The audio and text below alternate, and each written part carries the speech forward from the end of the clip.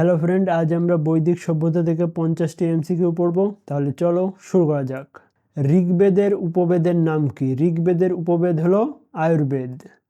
শতপথ ব্রাহ্ম গ্রন্থ কোন বেদের সাথে যুক্ত? শতপথ ব্রাহ্ম গ্রন্থ যজুর্বেদের সাথে যুক্ত। জাদুটোনা বশীকরণ বিনাশের মন্ত্র কোন বেদে পাওয়া যায়? জাদুটোনা বশীকরণ অর্থর্বেদে পাওয়া যায়। ওম ইয়াম নচিকেতার কাহিনী কোন উপনিষদে আছে? ওম ইয়াম নচিকেতা কাঠ্যপ উপনিষদে বর্ণিত আছে। ভারতের জাতীয় আদর্শ বাক্য সত্যমে জয়তে কোন উপনিষদ থেকে নেওয়া হয়েছে? এই সত্যমে জয়তে কথাটি কোন উপনিষদ থেকে নেওয়া হয়েছে?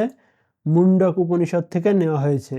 ব্রহ্মা বিষ্ণু মহেশ এই কথাটি কোন উপনিষদে আছে? ব্রহ্মা বিষ্ণু মহেশ, সরি এটা ভুল হয়ে গেছে, এটা জালোপ উপনিষদ হবে। ব্রহ্মা বিষ্ণু মহেশ জালোপ উপনিষদ।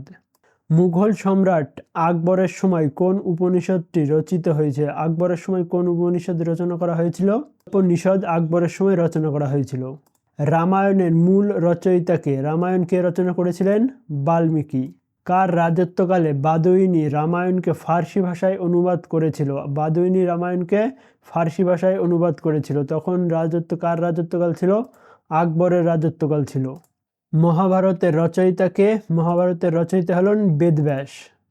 আর্যরা ভারতে এসে প্রথম কোথায় বসবাস শুরু করেছিল? আর্যরা ভারতে এসে প্রথম কোথায় বসবাস শুরু করেছিল? পাঞ্জাব ও হরিয়ানার অঞ্চলে। অর্থাৎ দক্ষিণ ভারতে আর্য সংস্কৃতি ছড়িয়ে দিয়েছিল কে?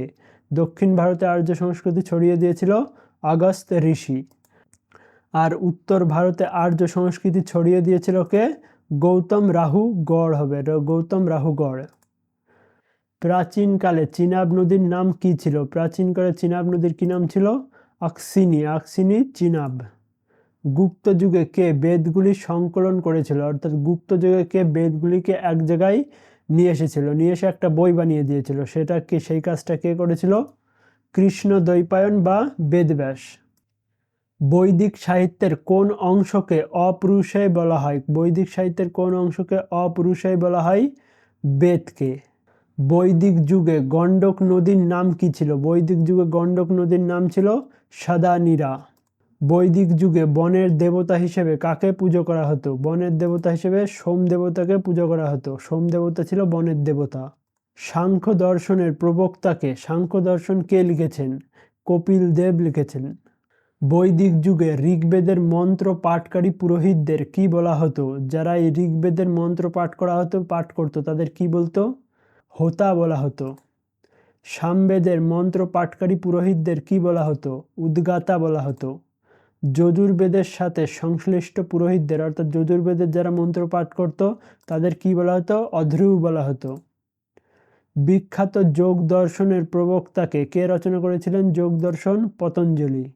পূর্ব মীমাংসা দর্শনের রচয়িতা কে ছিলেন? পূর্ব মীমাংসা দর্শন জৈমিন। গান্ধার বেদ কোন বেদের উপবেদ? গান্ধার বেদ কোন বেদের উপবেদ ছিল? সামবেদের উপবেদ গান্ধার বেদ। ধনুর্বেদ কোন বেদের উপবেদ হিসেবে পরিচিত? ধনুর্বেদ হলো যজুর্বেদের উপবেদ। অর্থর্বেদের উপবেদ কি ছিল? শিল্পবেদ। অর্থর্বেদের শিল্পবেদ। বেদত্রয়ী বলতে কোন তিনটি বেদের সমষ্টিকে বোঝানো হয়? বেদত্রয়ী বলতে ঋগ্বেদ, সামবেদ, যজুর্বেদ, এই তিনটি বেদ একসাথে বেদত্রয়ী বলা হয়।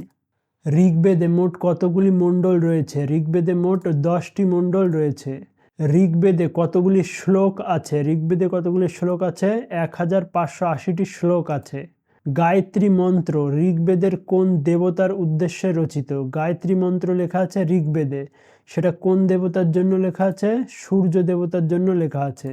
বিখ্যাত 10 রাজার যুদ্ধ ঋগ্বেদের কোন মণ্ডলীতে বর্ণিত আছে? 10 রাজার যুদ্ধের কথা আছে ঋগ্বেদে। ঋগ্বেদের কত নম্বর মণ্ডলে 10 রাজার যুদ্ধ? 10 নম্বর মণ্ডলীতে। আয়ত্রে আর কস্তেকি কোন বেদের ব্রহ্মগ্রন্থ? আয়ত্রে আর কস্তেকি ঋগ্বেদের ব্রহ্মগ্রন্থ। ভারতীয় সঙ্গীতের মূল উৎস হিসেবে কোন বেদকে গণ্য করা হয়? ভারতীয় সঙ্গীতের মূল উৎস সামবেদ। পঞ্চবিশ কোন বেদের প্রধান ব্রহ্মগ্রন্থ? পঞ্চবিশ হলেন সামবেদের ব্রহ্মগ্রন্থ। যজ্ঞের নিয়মাবলী এবং যজ্ঞের সময় পঠিত মন্ত্রসমূহ কোন বেদে সংকলিত আছে? অর্থাৎ যাগযজ্ঞের যেসব মন্ত্রগুলো সেটা কোন বেদে লেখা আছে? যজুর্বেদে লেখা আছে। গোপাত কোন বেদের ব্রাহ্মগ্রন্থ? গোপাত কোন বেদের ব্রহ্মগ্রন্থ? অর্থর্বেদের। বৈদিক যুগে যব বলতে কোন শস্যকে বোঝানো হতো? যব বলতে বার্লি বা যবকেই বোঝানো হতো। বৈদিক যুগে ব্রীহি শব্দটি কোন শস্যের ক্ষেত্রে ব্যবহৃত হতো? ব্রীহি শব্দটি ধানের ক্ষেত্রে ব্যবহৃত হতো।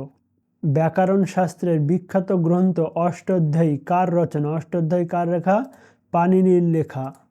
জ্যোতিষশাস্ত্রের প্রাচীন গ্রন্থ বৃহৎ সংহিতা কে লিখেছেন? বৃহৎ সংহিতা বরাহমিহির লিখেছেন।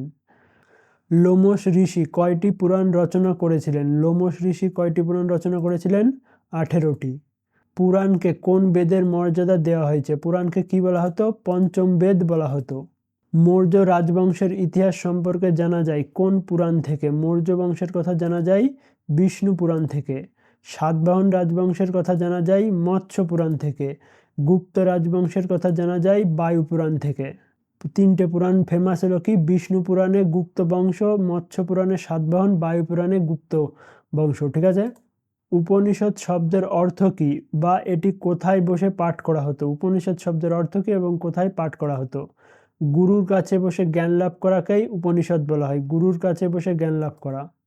Thanks for watching. ভিডিওটা ভালো লেগে থাকলে একটা লাইক করো, কোনো ডাউট থাকলে কমেন্ট করো এবং চ্যানেল নতুন হয়ে থাকলে সাবস্ক্রাইব করো।